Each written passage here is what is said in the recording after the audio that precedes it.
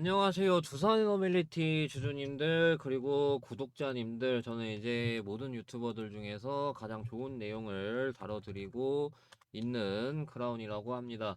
너무 많은데 가장 임팩트 있는 것만 보시면은 진원생명과 매수부터 매도까지 완벽하게 증명을 했습니다. 5월 21일에는 이때는 제가 매수를 드렸고요. 이 뒤로 누르면은 땡큐다. 그래서 요 음봉 캔들인 거를 확인할 수가 있죠. 자, 그래서 요 뒤로 해가지고 여기였었죠. 그래가지고 제가 여기서 이제 매수 말씀드린 다음에 매도 같은 경우도 제가 완벽하게 말씀을 좀 드렸습니다. 그러니까 타점을 정확히 안다라는 거예요. 그래서 5월 22일이었죠.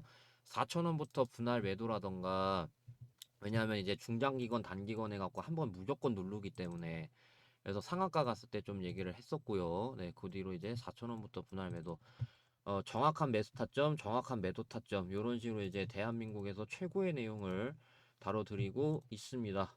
자, 두산에너빌리티 같은 경우 제가 계속해서 좀 올리고 있는데, 쉬는 날에도 하루도 빠짐없이 계속해서 좀 올리고 있어요. 그래서 이제 두산에너빌리티 만약에 이제 제 영상 처음 보시는 분들은 좋아요 버튼 좀 부탁을 드리겠고, 구독자분들 같은 경우는 제가 좋아요 20개 넘으면은 구독자분들한테 정말 좋은 정보를 알려드리겠다라고 제가 공약을 했는데, 자, 결과 투명하게 보여드릴게요. 네, 안 나왔습니다. 그렇기 때문에 정말 너무나도 좋은 정보 알려드리고 싶은데 못 알려드리는 그런 상황이 왔어요. 정말 있고요. 알려드리고 싶습니다. 근데 여러분들이 해주질 않는데 제가 하고 싶어도 못해요. 그래서 좋아요 20개 좀 넘었으면 좋겠습니다. 구독자분들 아시겠죠? 그럼 제가 영상 중후반 부분이라던가 마지막 부분에 그 너무나도 구독자분들한테 좋은 정보 말씀 좀 드릴 거니까 저 또한 빨리 얘기하고 싶습니다. 단석 관련된 좋은 정보예요. 아시겠죠?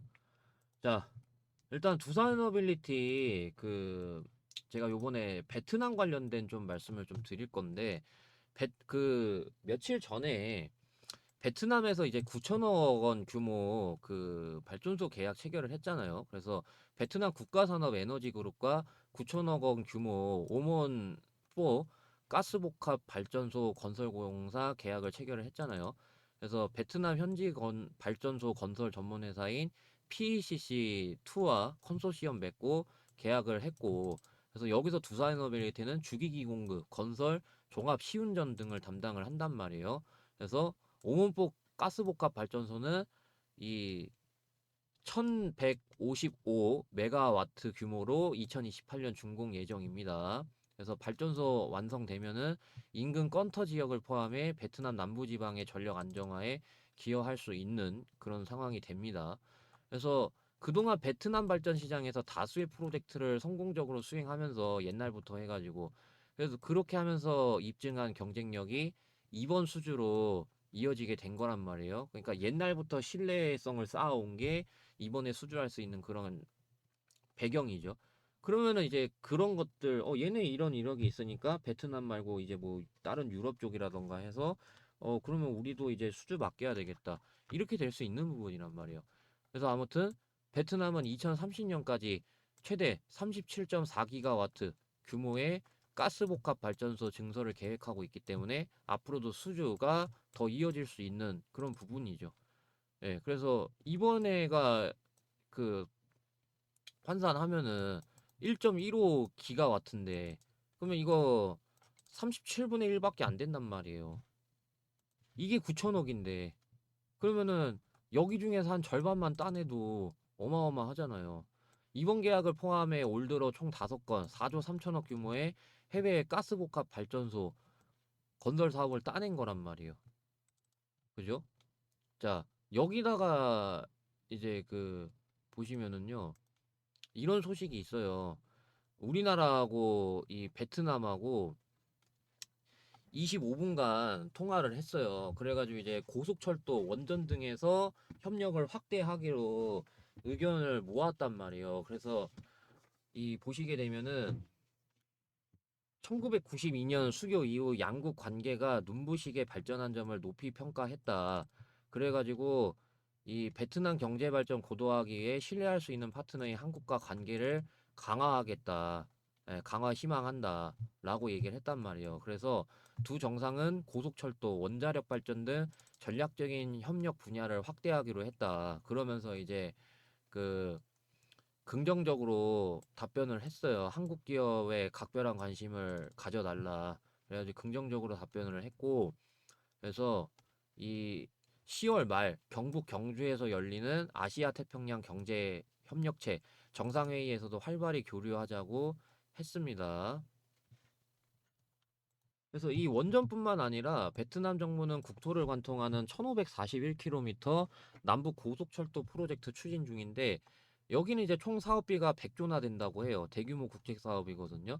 그래서 우리나라는 국토교통부와 기업들이 코리아 원팀으로 뛰어들겠다는 그런 계획인데 베트남 정부는 첫 원전 사업인 닌투원 원전 1호기, 2호기 신설 프로젝트도 재개를 했습니다.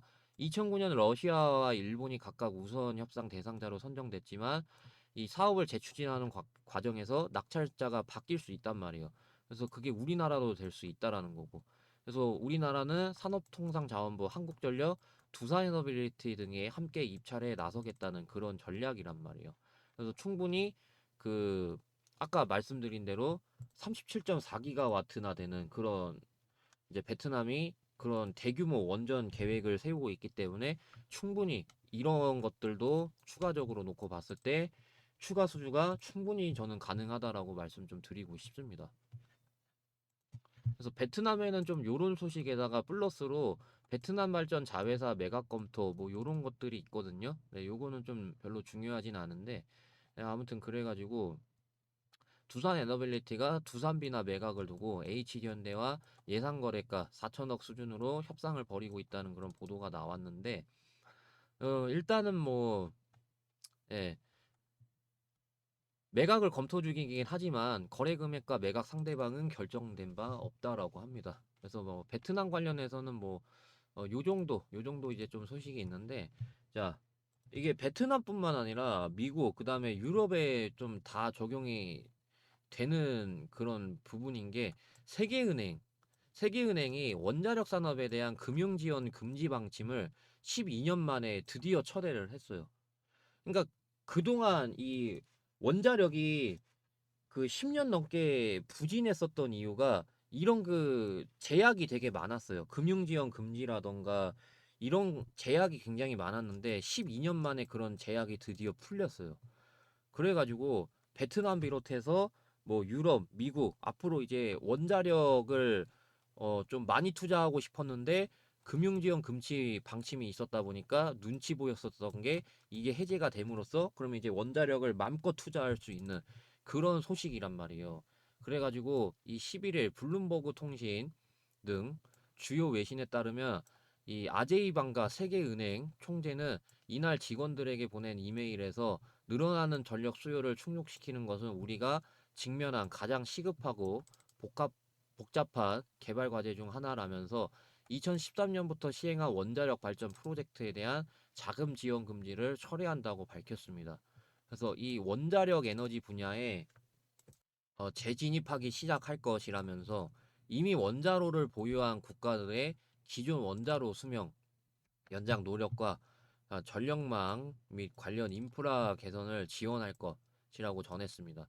원자력 산업은 민간 부문의 투자가 필수적이고 이를 위해선 보증, 지분 투자 등 세계은행의 다양한 지원 도구가 필요하다고 강조를 했습니다. 그러니까 어느 정도 이제 지원을 하겠다. 이런 소리가 되는 겁니다. 그래서 방가 총재는 개발도상국의 전력 수요가 2035년도까지 2배 이상 증가할 것으로 예상하면서 공장에서 제작해 현장 조립이 가능한 소형 모듈 원자력 SMR이죠. 이 개발 지원을 적극 추진하겠다고 했습니다.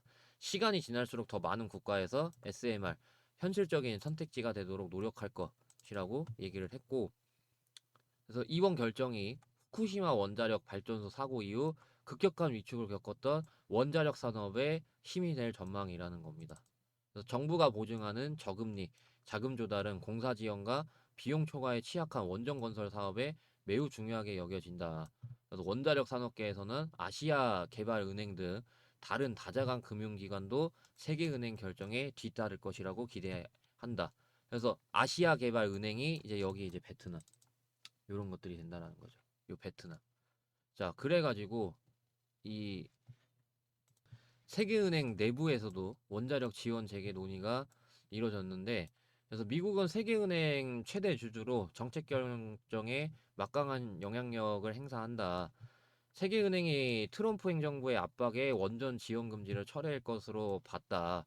그래가지고 이 스콧 베선트 미 재무장관은 지난 4월 신흥국의 에너지 공급 혁신을 위한 세계은행의 원전 지원 금지 해제를 촉구한 바 있는데, 이 트럼프 2기 행정부는 2050년까지 원자력 발전 용량을 현재 4배 확대하겠다는 그런 행정명령 발동한 상태죠.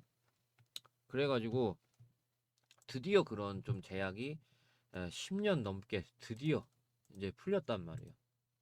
그렇기 때문에 이제 두산 에너빌리티가 각종 이런 그 호재들을 비롯해서 정말 미친 듯이 올라가고 있었던 게 그런 건데, 자, 이제는요, 이제는 어느 정도 분할 매도 의견을 드리고, 그러니까 예를 들어서 하나오션 같은 거 보시면은 이런 박스에 접어들 수 있다라는 겁니다. 요런 박스. 그래서 요런 박스 나온 다음에 이제 간다거나 그런 관점으로 보고 있기 때문에 더 올라가서 박스를 치건 그럴 거라는 거예요. 그렇기 때문에 요렇게 분할 매도 의견을 드린다는 겁니다. 지금부터요. 아시겠죠? 그래서 요렇게 말씀드리면서 영상 여기까지 하겠습니다. 감사합니다.